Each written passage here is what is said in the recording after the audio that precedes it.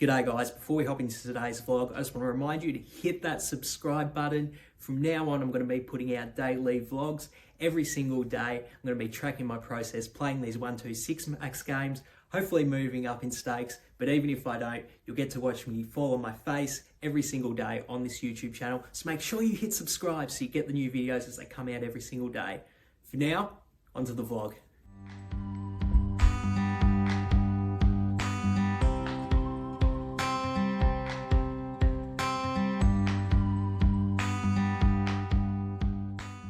G'day everyone, welcome back to the vlog. It's currently about 5:15 AM here in Melbourne.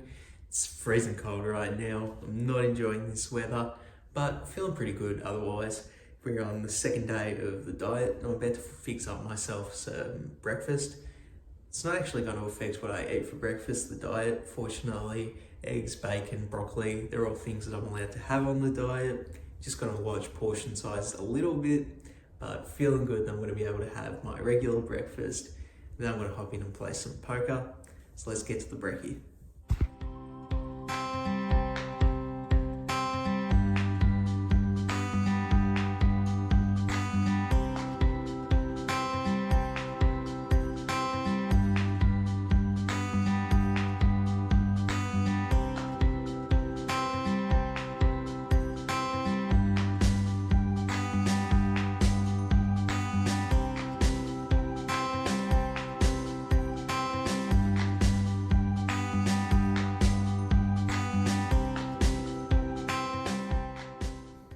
So I got a full feed in now. I'm feeling much better. I was feeling all right this morning, but I'm feeling even better than that now. Keen to go in and play some poker. I'm actually going to do something a bit different today. Today I am going to try adding an extra table. Usually I'll play 4 tables at once. I'm going to go for 5 today. Not really used to playing 5 at once. And last time in the vlog, when I tried to play 6 tables, things didn't go great. To be honest, I did get a bit overwhelmed and a bit overstressed by it, but I think now, that was about a month ago. Obviously, I've got a bunch of poker hands under my belt since then. I think I'm ready to go and try 5 tables. If it does get too much, I can sort of shut off the 5th table whenever I want. So there's no real big deal there. I just want to try mix in 5, see if I can get used to playing more than 4 tables. The reason I'm asking to do this today is after my vlog where I went over my win rates and stuff, people were sort of starting to say, well, why in like a 7-hour period are you only getting like 1,600, 1,700 hands? Like if you're playing that long, you should be playing way more hands. And they're sort of like, well, because I'm not playing enough tables is basically the reason why. So we're gonna mix in a 5th table, see if we can get to that 1,500 hands even quicker today. And the goal's still 1,500 hands of A-grade level play. I'm going to be a bit lenient with the gameplay grade today, considering I am adding in the extra table, but I think in the long run it's really important for me to get used to playing more than 4 tables at once. So we're going to go 5, maybe move up to 6 further down in the week, but for today, we're mixing in the 5th table, looking to play focused A-grade poker, make sure I have this inner dialogue and I do make logical responses to my opponent's strategies. And if I do that correctly, I'll give myself an A. Let's get in the game.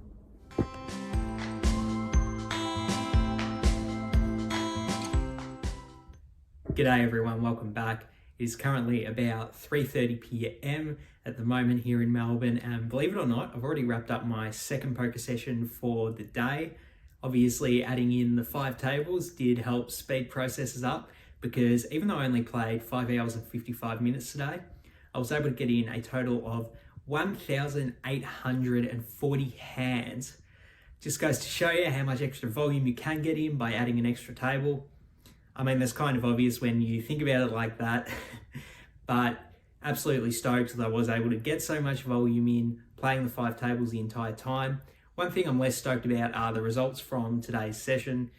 Ended up losing 29 across both sessions, which I think is the second roughly break-even day I've had in a row now.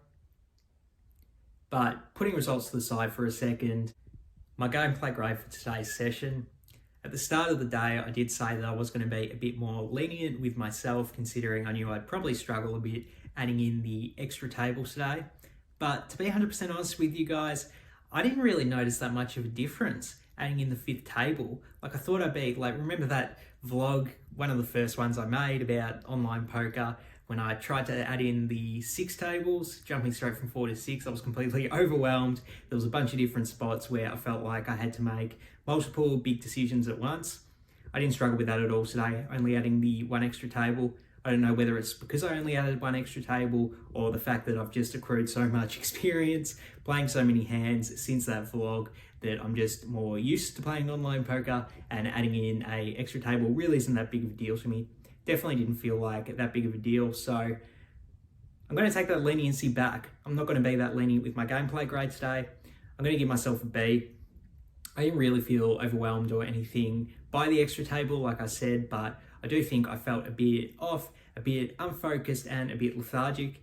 It might have something to do with my new diet. I definitely had less calories to run on, but I think probably the morning session, I played 4 hours of A-grade poker, but in the afternoon I came back and I was completely unfocused, and I just made some pretty silly mistakes, just calling too much out of position, that type of stuff, where if I put more thought into it, I probably would have been able to exploit my opponents better. So I can't really go that high when I did have a fairly poor afternoon performance. I'm blaming it on the diet, but now I think about it a bit, maybe it is adding in the extra table does fatigue me a bit faster. That's actually possible. I didn't quite consider that. Maybe I should be a bit more lenient, but no, I'm going to stick to being harsh. I'll give myself a B this session just because I did have that poor afternoon performance. So I definitely think for tomorrow's session, I'm going to come back and just going to play 5 tables straight away. Definitely didn't feel that affected, at least in the first session of the day. Felt pretty comfortable playing 5, so I'm going to stick at that for a while.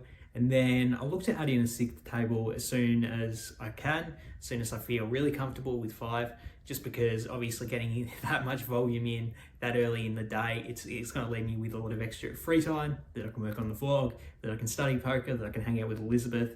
So it's definitely going to be beneficial for me to add more tables, getting more volume. So definitely looking to stick to it and playing 5 tables again tomorrow. Today's hand history is definitely my favourite that I played in today's sessions. It's got multiple interesting decision points. It actually ends up being a giant pot. So let's get into it. We start off with 2 limps from the low jack and 1 from the high jack as well. Then the action gets to me in the cutoff. I have pocket 8s. I think this is actually already a pretty interesting decision point with what you want to do with pocket 8s here. I think I could definitely see raising here with a hand as strong as pocket 8s. Obviously, the limpers are very likely to limp call, and then you get a bit of value with a hand as strong as pocket 8s, plus you also price out the button from over limping, so you're more likely to have position to go see a flop. But that's not what I decide to do. I actually decide to over limp in this spot, and the reason I decide to over limp is I've talked about over limping in this vlog before, and I did it once with pocket 2s in the hijack, I think, and I really hated that decision. With pocket 8s in the cutoff, I actually like it a bit more. A, because pocket 8s obviously is a strong hand. It's actually a really good hand that in a multi-way pot, just because you're more likely to overset someone with pocket 8s and pocket 2s. Obviously, you can never overset someone with pocket 2s, but it's just more likely to happen with pocket 8s. So I like it more for that reason. And in addition, I said one advantage of raising with pocket 8s is the limpers are very likely to limp call. That's kind of bad when you do have pocket 8s, just because pocket 8s is pretty hard to play on a lot of boards. So, most of the time there's going to be an overcard to the 8 on the board and you're not going to hit a set. So it's kind of harder to play in that aspect. Whereas if you come in cheap, you might hit a set and then try to get paid off that way, when it's more likely someone's going to have a better hand that has a top pair. So there's a lot of merit to both ones. I decided to over limp here. In retrospect, not quite sure how I feel about it. I think if you played a raise or fold strategy pre-flop and you never over limped, that might be a good rule to stick to always. But if you are going to over limp, I think this is a really good spot to do it with pocket 8s. I decide to over limp, and then the action gets to a unknown small blind, and they raise it up to 16.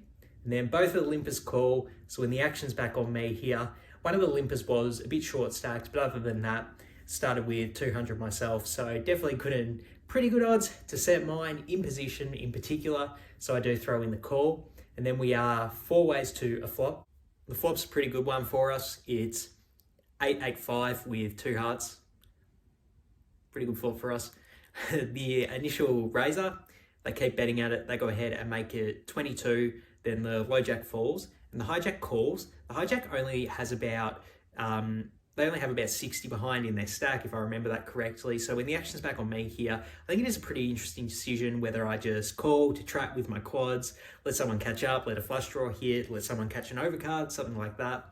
So I definitely think there's a lot of merit to trapping and calling here. I also think there's a lot of merit to raising as well, just because there is a short stack. I think the short stack's probably going to go all in on the flop more often with a hand like a flush draw, or, you know, a one pair hand like pocket sixes, pocket sevens. They might stack off now, but not on a lot of scare card turns. So I do think there is some merit to raising here with quads, but I do try to take the more conservative option, let someone catch up, let the initial raiser keep betting their strong hands on the turn. I decide to just call. So we are 3 ways to a turn still. The turn is the queen of diamonds, the initial raiser, they check it, and then the short stack, they go ahead and bet 30. So obviously pretty small bet, not leaving them much behind. So I think again, when the action's on us, it's another pretty interesting decision, whether we do want to raise to try and get them all in or whether we want to keep trapping. I decide to just call, keep setting the trap. I just think that I think I'm going to get all in with the short stack regardless of what happens on the river.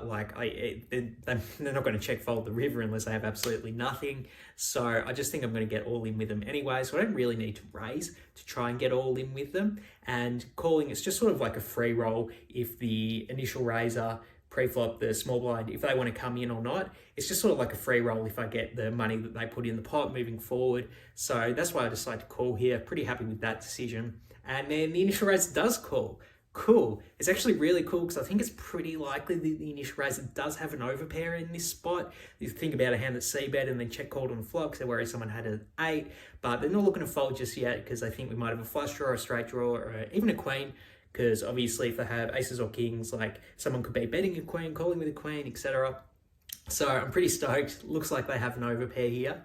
And then the river is the King of Hearts. So obviously this is a crazy river for us. There is like the initial raiser can actually have a bunch of full houses here, which is obviously great if we have quads. They go ahead and check though, and then it goes to the hijack, and then they go ahead, they rip in the rest of their stack. The action's on me here, and another interesting spot, whether to just call or raise. No, not really. This is an easy decision to go all in. Like I said, if my opponent is looking to stack off with aces, they're not going to be affected by whether I just go all in and they call off for the rest of their stack, or I just call. Like, it's just, this is a slam dunk, easy all in spot. I'm just praying that the initial raiser does call. I rip it all in, and then the initial raiser, they do throw in the call. So obviously we are absolutely loving life with the nuts here. And then the initial raiser shows ace king offsuit. Okay, not really sure what's going on there. But then the low jack, they show pocket aces.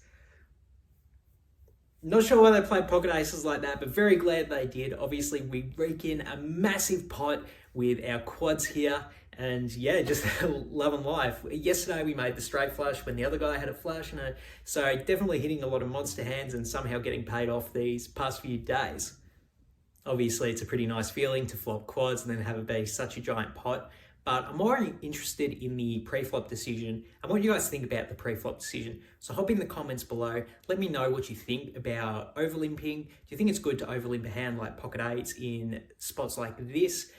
Or do you just play raise or fold in general? Super curious to hear your opinion on this. I know a lot of people are opinionated on having limping ranges, over limping ranges. So curious to hear what you guys think. Do you ever over limp hands like pocket eights in this spot? Or do you just always play raise or fold in general? Obviously, keen to hear what you guys say as always. So hop down in the comments and let me know what you think. That's going to wrap up the vlog for today, guys. Thank you so much for watching. I really, really do appreciate all the new people that have come on to watch since we've started the Day-Leigh vlogs. If you haven't already, please hit that subscribe button. It really helps the channel grow. It gets these vlogs out to you guys as soon as they come up, and it's all around a win-win for everyone. So if you haven't already, please hit that subscribe button. For now, I'm out of here. Peace.